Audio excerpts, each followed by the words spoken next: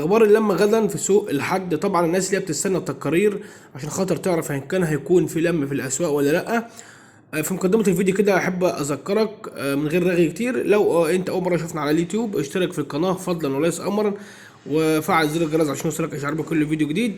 حتى لو انت استفدت معلومه ما تبخلش علينا بالاشتراك الجميل بتاعك. ولكن هنخش في موضوع الفيديو على طول. طبعا في ناس كتير بتستنى الفيديوهات ديت وبتستنى حالة التقارير، وبنأكد في كل فيديو يا ريت قبل ما تنزل سوق الحد او سوق الجمعة تسمع التقارير او تسمع الاخبار اللي احنا بننزلها عن حالة اللم ان شاء الله. طبعا الفترة اللي فاتت كان في الجمعة الماضية اللي هي كانت امبارح، كان اللم متوقف تماما، يعني كان في لم بس بنسب خفيفة جدا. اما الحد اللي قبله قبل الجمعه الحد الماضي كان في لم بشكل كويس، وكان الجمعه برضو الماضيه كان فيها لم بشكل كويس. ولكن ده احنا وضحناه في فيديو اللي هو تقرير خاص بسوق الجمعه، وضحناه في الفيديو الماضي. اللي عاوز يخش يسمعه يخش يسمعه. ولكن عشان ما نخرجش بره موضوع الفيديو اللي هو اخبار اللم في سوق الحد، هنقول على اللي هيحصل ان شاء الله في سوق الحد بكره، واخبار اللم في سوق الحد هتكون ايه. طبعا لما هيكون قليل جدا او ضعيف جدا بنسبة 90% على انواع معينة من الطيور، وعلى انواع تانية هيكون في لم زي ما احنا عودناكم طبعا ان في لم على الكوكتيل وعلى الرز. طبعا الطلبية محتاجة الكبير الشغال، وبالحد الان برضو بنقول للناس اللي هي بتبيع طيور كبيرة شغالة، الطيور الكبيرة الشغالة يا جماعة المفروض سعرها يكون أغلى من كده بكتير. وده اللي احنا بنوصله للهواة والمربين، إن هم الفترة اللي احنا فيها ديت في فصل الصيف اللي هيبيع طيور هيجي على موسم الانتاج عشان ينتج ويكون عاوز طيور مش هيلاقي عنده طيور. فانت بالتالي لو هتبيع طيور كبيره شغاله، الطيور دي بتكون حاجه كويسه جدا للتاجر اللي بيصدر، ان هو بيحتاج الكبير الشغال عشان خاطر بيقدر ان هو يستحمل معاه ال 15 يوم اللي بيقعدهم في الحجر، والتصدير لاي دوله اخرى سواء العراق او سواء تركيا او اي دوله بنصدر لها طيور زينه. فنصيحه لوجه الله اتمسك بالكوكتيل اللاتيني او الكوكتيل عامه بجميع انواعه، ومطلوب في السوق هو والروز بجميع الوانه ما عدا الروز الاخضر، والفشل كذلك الامر عليه لم ولكن ما عدا اللون الاخضر. دي الحاجه التانية يا جماعه ان السغاليل ما عليهاش لم الفتره ديت، لان هي ما بتستحملش التصدير، وبتسقط من التجار واحد ورا التاني. الا الزغلول اللي هو او الشبابات الناشفه هي اللي بتعدي، اللي بيكون صحتها كويسه، ودي بتعدي. دي بتوصل مثلا الدوله، اي دوله هم احنا بنصدر لها الطيور. ولكن بقى اللم متوقف الفتره دي ليه؟ ده احنا وضحناه في الفيديو. طبعا اللي اكيد بكره ان شاء الله من غير مقاطعه باذن الله، طبعا ان هيكون في لم على الكوكتيل بجميع الوانه وجميع طفراته، وعلى الروز. تمام. طبعا الطلبيه ديت قلنا اللي هو بيكمل حاجه معينه، يعني هو دلوقتي فاضل له حاجه معينه بيبدا يكملها، بينقي الاحجام الكويسه. وطبعا احنا عارفين ان سوق الحد بيكون مختلف تماما عن سوق الجمعه. يعني الحد الماضي كان فيه لم وكان فيه اسعار في الطيور وكان السعر كان كويس، الحد ده هيكون مختلف عن الحد اللي فات، لان طبعا احنا قلنا نادرا لما بيكون في سوق حد الاسعار فيه كويسه احسن من سوق الجمعه.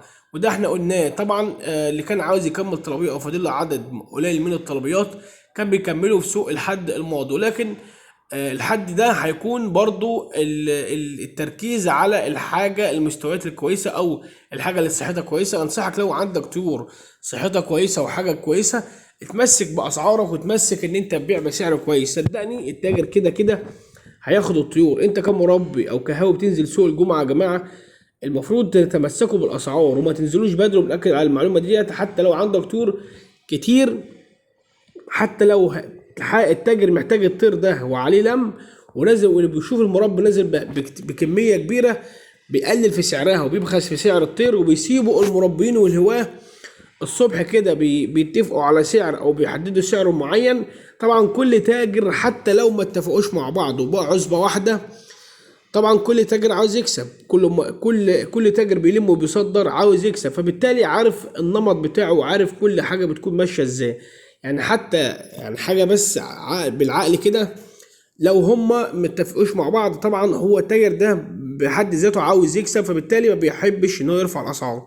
وكل التجار لما بتكون بتلم على سعر قليل محدش هيرفع سعر، فبالتالي بيصيروا المربيين واقفه في الشمس يديله سعر معين خد بيه ماشي، ما خدش بيه التاجر بيسيبه وبعد كده بيشوف غيره، فيبداوا يعني يحطوا في السوق سعر معين لحد اخر النهار. كان في تجار كتير وبداوا يتنافسوا على الاسعار، وكل واحد عاوز الطير دوت، فبالتالي بيبدا يكون الاسعار بتبدا ترفع اجباري. اما لو الطيور موجوده مثلا زي في سوق الجمعه، بيبقى عدد الهواة كتير، وفي مربيين وهواة بتكونوا من محافظات تانية كتير بينزلوا سوق الجمعة، فده اللي بيخلي سوق الجمعة الطيور برضو موجودة فيه كتير. مش معنى كده ان احنا بنقول ان في طيور كتير يعني معنى كده ان في طيور متواجدة، لا، الطيور برضو موجودة تلت الفترة اللي فاتت او تلت الصيف اللي فات. يعني الصيف اللي فات مثلا كمثال، لو كان في 100 جوز استرالي، برضو الصيف ده موجود مثلا 40، موجود 60. الصيف اللي فات او السنة اللي فاتت لو كان في مثلا 100 جوز كوكتيل، السنة دي او الصيف ده موجود 20. يعني لو موجود 100 جوز روز لاتيني السنة اللي فاتت او الصيف اللي فات، فطبعا السنة اللي فاتت كانت الاسعار واقعة جدا. دلوقتي لو في مثلا كان في الصيف اللي فات 100 جوز، الصيف ده في 20 جوز. ولكن ده اللي احنا عاوزين نوصله للمربي، ان الطيور قليله بس، ولكن اللي بيعمل هبوط في الاسعار او انهيار في الاسعار في الاسواق، ان بيكون عدد المربين في سوق الجمعه اكتر. وده احنا قلناه في اكتر من كذا فيديو، ان المربي، ان الهواه والمربين اللي بينزلوا سوق الجمعه ينزلوا بكميات قليله، ما ينزلوش بكميات كبيره. يعني انت لو عندك كوكتيل وعندك روز عاوز تنزل تسلم ماشي، عندك انصاص عاوز تنزل تسلمها ماشي، عندك جولدينات، الحاجات اللي احنا بنقولها ديت هي دي اللي تتمسك بالاسعار فيها وتبيعها بسعر كويس، لان ده الطلبيه شغاله على دول، على الاسترالي وعلى الروز وعلى الكوكتيل. كانت الفتره اللي فاتت كان في زبره، وكان كان في لم على الزبره يعني الفتره اللي فاتت، ولكن الزبره دلوقتي توقفت على اللم. واللي مكان الزبره دلوقتي اليمام الماسي، احنا قلنا في اكتر من كذا فيديو حاليا دلوقتي.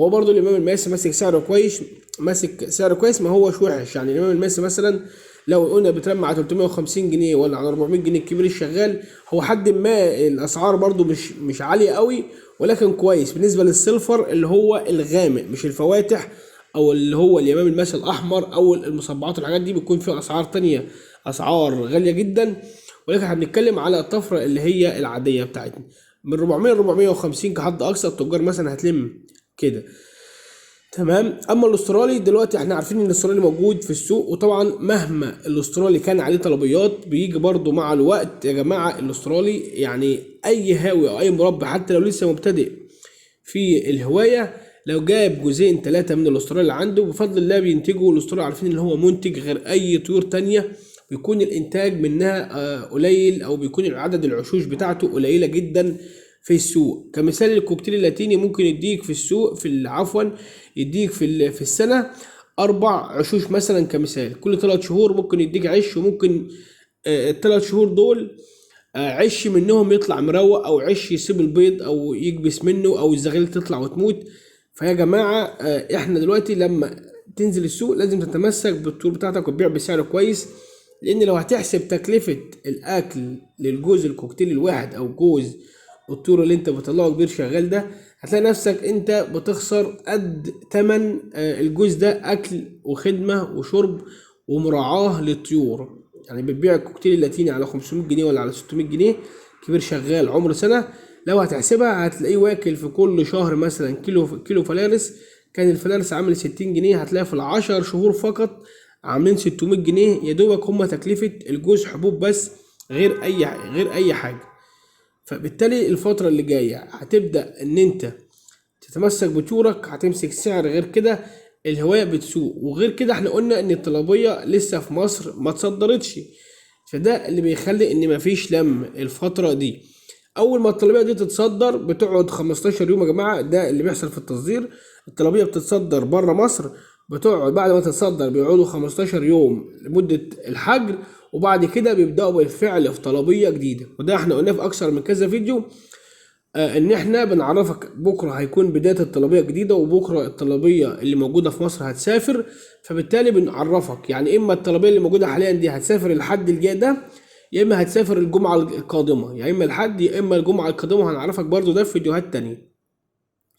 قبل ما طلبيه تانية تبدا ان شاء الله جديده، هنقول لك ان في طلبيه بالفعل هتبدا تكون شغاله. ابدا انزل السوق، واحنا قلنا في تقرير قبل كده ونبهنا قبل كده في كذا تقرير، قلنا ما تنزلوش ومفيش لم، يعني ما ننزلش السوق ومفيش لم. ننزل في الايام اللي بيكون فيها لم بس، او الطلبيات شغاله، زي سوق الجمعه الماضي وسوق الحد، دول كان فيهم لم وكان فيهم اسعار كويسه. ننزل في الفتره دي. نبدا ننصح الناس دلوقتي نقول ما تنزلوش السوق الفتره ديت لحد ما نقول لكم الطلبيه سافرت والطلبيه الجديده هتبدا امتى.